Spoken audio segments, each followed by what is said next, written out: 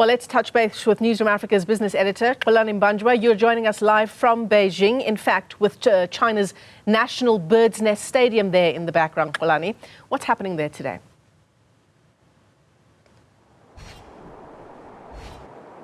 Good afternoon, Michelle. It's been quite an important engagement, as you've stated, that this is the first government of national unity engagement as in a state visit with President Cyril Ramaphosa, and there have been 8 important things that have been signed that are actually deals on cooperation on a number of matters. But before the signing ceremony took place at the State House, at the Great Hall, we saw President Cyril Ramaphosa going to Tiananmen Square to lay a wreath. We remember a couple of decades ago that there were a lot of atrocities when there was a revolution from students and ordinary people here in China against what they were calling some of the wrong laws that they did not want at the time.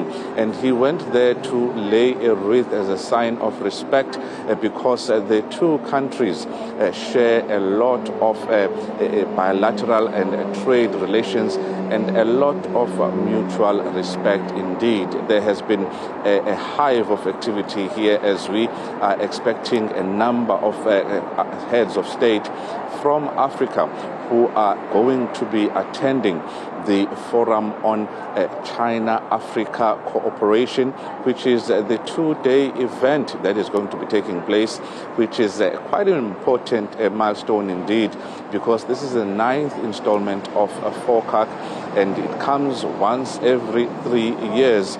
And this fact that South Africa is here for this state visit, the government of South Africa is stating clear that nothing is going to change. In fact, they are ramping up their relations when it comes to South-South cooperation, particularly with China, as the Red Dragon also wants to cement its role here and its friendship with the African continent. So it's a huge signal to everyone who cares to listen or watch, including investors, of course, that the relations with China are not going to change because of the changes that we've had politically back home with regards to the government of national unity. Michelle? Certainly, Xolani. And you know, you're talking about, it's obviously a strategic cooperation. That's how the President of South Africa has described it. I imagine there are agreements, deals to be signed on what is not only a state visit. And what are some of the details there?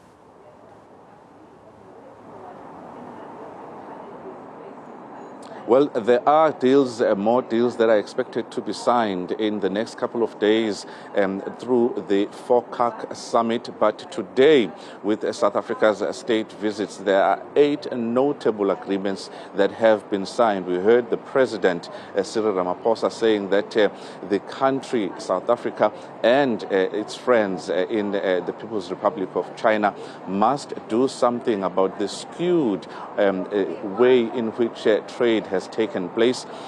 Trade between South Africa and China has increased by over $50 billion since the year 2000, and as you've noted, it is China's biggest trading partner in Africa, and South Africa is the biggest, in China, the biggest trading partner globally in China itself, and that is where the cookie crumbles when it comes to why this is important when it comes to that trade deficit that exists. And these deals are also meant to level the playing field for a small economy such as South Africa. And if I can go through some of them, one of the deals has been signed to cooperate with John Steenhuisen and that particular Department of Agriculture when it comes to the prevention of foot and mouth disease. We've heard a number of those incidents in the Eastern Cape and KwaZulu-Natal where we've had foot and mouth disease. China is among the best in the world when it comes to that sort of prevention. And also we've had agreements signed with the Minister of Human Settlements.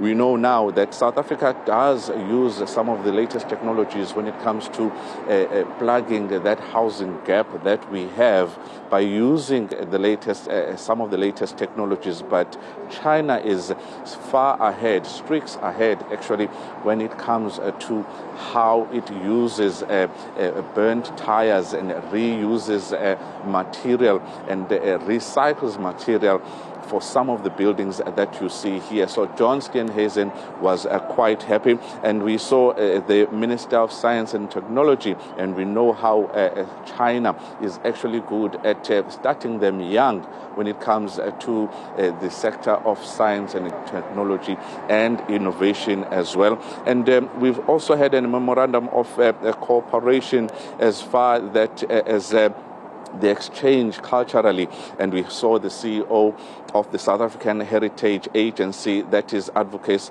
Lungisa Malchas, signing one of those deals. Of course, in the bigger issues around the energy availability, the energy crisis that we have back home, Cyril Ramaphosa is here, and with his counterpart, they are also cooperating on the transfer of skills when it comes to making sure that you've got enough skilled people in the country to make sure that we can maintain some of the infrastructure that has been installed in businesses and private households. So they will be teaching the South Africans about how to maintain that infrastructure, amongst other things, but a lot more deals when it comes to also trade and industry, which is quite important. Pakstow, the minister, mentioning that there is an in-principle agreement to add 89 products onto the products that are agreed upon to be exported from South Africa to China, so that you level that playing field and deal with the deficit. So in the agricultural space, we are looking at greasy wool being added among them. That is going to be an important one for the agricultural sector. And it follows another edition in 2022 when we saw China agreeing to have to allow South Africa, Kenya to actually export 25 more agricultural products. But let's hear from President Cyril Ramaphosa about how serious this engagement is and the relationship with China is, and the significance of this visit today to stem their mark as a friend of the Red Dragon. You declared that our two countries have entered a golden era of cooperation. South Africa is pleased, as you have proposed, to upgrade our comprehensive strategic partnership to an all-round strategic cooperative partnership in the new era. This, for us, is most pleasing. This is pleasing because it will elevate our mutual beneficial political and economic ties for the benefit of both our countries and our peoples. As our history demands, South Africa will continue to pursue progressive internationalism. We remain committed to the One China policy. Our two countries share many common objectives. Building on the firm foundation of solidarity, we continue to provide support in promoting our interests, those of the African continent and the global South. I'm confident that we will have the opportunity to openly exchange views on many issues regarding our political, economic, and technical cooperation. So it is an important part when it comes to the relations with China, such an important partner globally and geopolitically. South Africa is in the same minds as far as things that are not trade related or economic related, but geopolitics, where they are calling for the United Nations to make sure that the United Nations Security Council is revamped and reformed by including other smaller countries. It's a cooperation area which is also very important for South Africa, as we've seen them going to the International Court of Justice, and also when it comes to issues such as the Middle East crisis.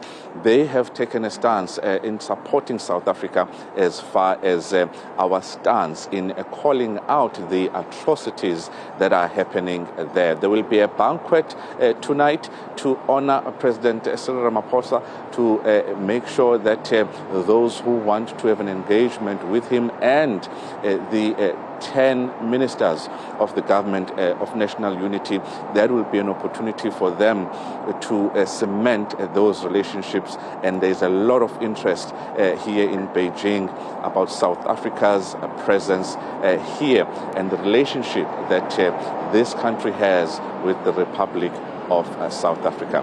Back to you, Michelle. Xolani Mbanjwa joining us there from an early evening in Beijing. Thanks very much indeed for that update.